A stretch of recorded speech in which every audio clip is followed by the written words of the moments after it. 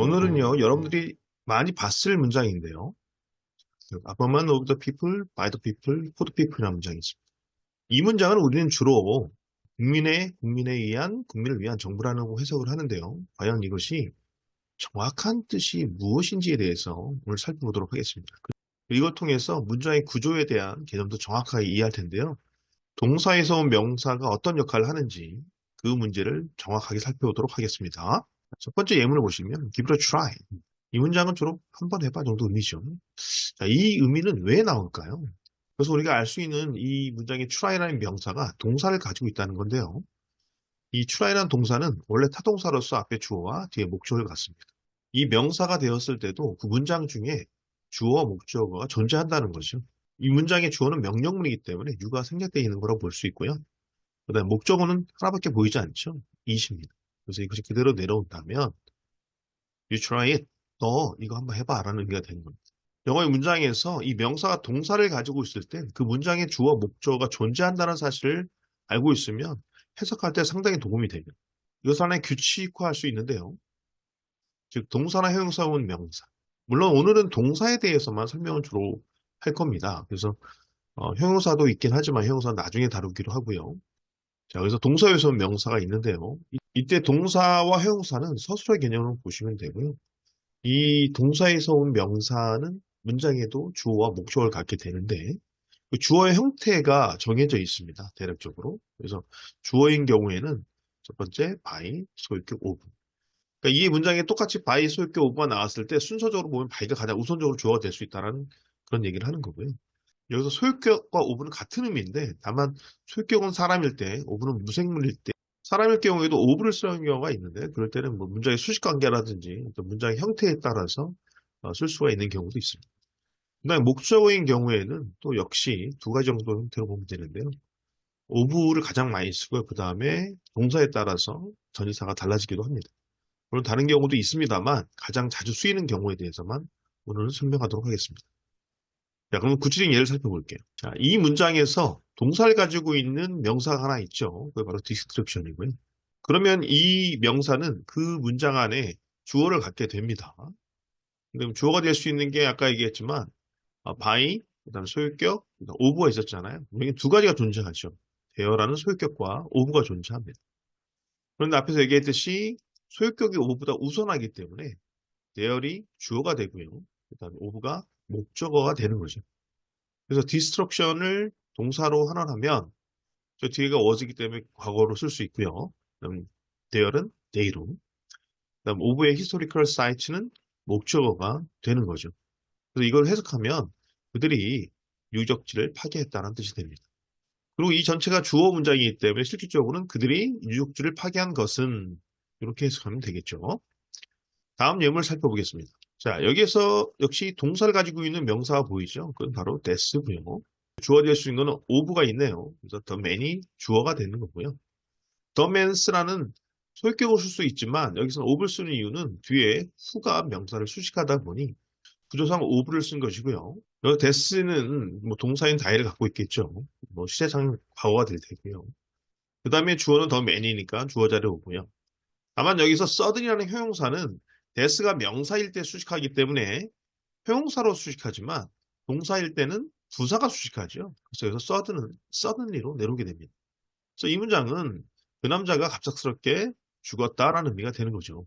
자, 이 경우에도 동사에서 온 명사 서포트가 보입니다. 자, 그러면 역시 주어가 될 수 있는 건 두 가지가 보이죠. by와 of입니다. by가 of보다 주어가 될 수 있는 건 더 우선적입니다. 그래서 여기서는 the government가 주어고요. 스웨덴이 목적어가 되겠죠. 그럼 역시 서포트를 동사로 가져온다면 주어는 the government가 내려오고요. 그 다음에 스웨덴은 목적어가 되죠. 그래서 이 문장은 정부가 스웨덴을 지원하다라는 의미가 되는 거죠. 자, 여기에서는 지금 동사를 가지고 있는 게 dismissal이라는 게 있습니다. dismiss에서 온 거고요.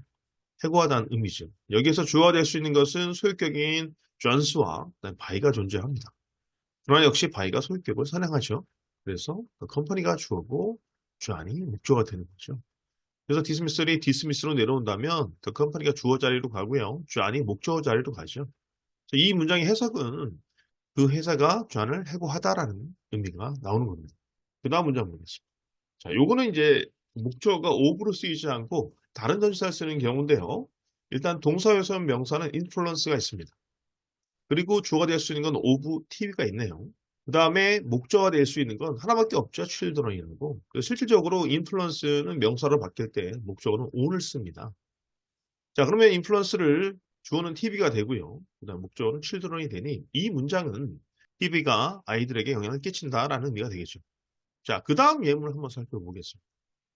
긴 문장이긴 하더라도 여기에서 동사에서 온 명사는 reception이라는 게 있습니다. 자, 그리고 주어가 될 수 있는 거는 of와 by가 존재하죠. 근데 by가 of를 선행하기 때문에 당연히 주어는 student가 되겠고요. 목적어는 family가 되겠습니다. 그러면 reception은 동사 receive를 가지고 있고요. 주어는 the student가 내려와야 되겠고요. 목적어는 my family가 자리를 차지하면 됩니다. 여기서 중요한 거는 heart인데 heart는 reception이 명사일 때 형용사이기 때문에 수식하는 거고요. 다만 receive가 동사이므로 동사를 수식할 수 있는 건 부사가 수식을 하죠. 그래서 heart는 heartly로 내려와야 됩니다. 그래서 이 문장의 원래 해석은 그 학생들이 내 가족을 진심으로 맞이해 준다라는 의미가 됩니다. 그래서 이 문장을 그냥 진심 어린 환영, 내 가족의 학생들에 의한 이렇게 해석하는 것보다는 진심 어리게 맞이해 준 것은 내 가족을 학생들이 이렇게 해석하면 직독직해를 하더라도 훨씬 낫겠죠. 자, 그러면 처음에 우리가 알았던 이 문장을 이제는 분석할 수가 있겠죠. 그래서 동사 요소는 명사는 가버먼트가 존재하고요. 그 다음에 주어될 수 있는 것은 of와 by가 있는데 by가 우선이죠. 그래서 the people이 주어, 또 the people이 목적어가 되겠고요. 여기서 for the people은 하나의 수식어의 개념으로 보시면 됩니다. 그래서 government가 동사로 오면 by의 the people이 주어 자리로 오고요. of the people의 people이 목적어 자리로 가고 나머지 for the people은 수식어 자리로 가는 거죠. 그래서 이 government of the people, by the people, for the people은 국민에 의한, 국민을 위한 정부인데 이거의 정확한 해석은 국민을 위해 국민을 가진다는 뜻이 되는 겁니다. 영어 지문에선 이런 형식의 문장이 많이 나옵니다. 그래서 그것을 그대로 있는 그대로 해석하려고 그러면 해석이 잘 안 되거나 이해가 잘 되지 않을 때가 있는데 그때 이런 식으로 풀어서 해석을 한다면 정확한 그 의미를 이해하는 데 훨씬 더 도움이 될 겁니다. 이걸 오늘 요약을 하면요. 명사가 동사가 있다라면 그 안에 명사가 주어와 목적어를 갖는다는 거고요. 주어가 될 수 있는 건 순서가 I, 소유격, of. 목적어를 낼 수 있는 것은 of와 다른 전치사의 개념이고요.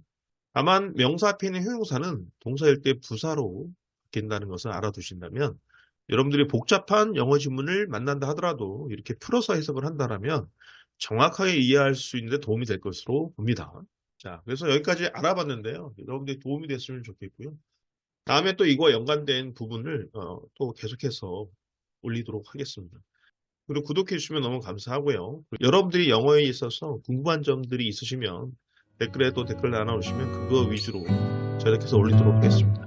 오늘도 고생 많으셨고요. 즐거운 하루 되십시오. 감사합니다.